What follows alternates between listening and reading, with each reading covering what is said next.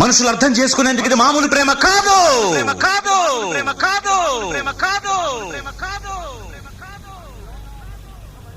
అగ్నిలాగా స్వచ్ఛమైనది.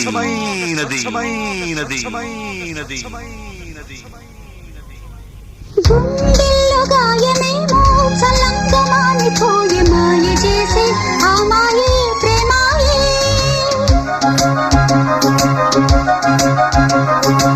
ఎంత గాయమైన గానీ నామేనికేమి కాదు, పువ్వు సోకి నీ సోకు కందేనే.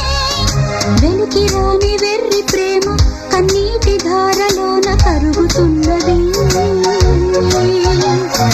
నాదు శోకమోపలేక నీ గుండె బాధపడితే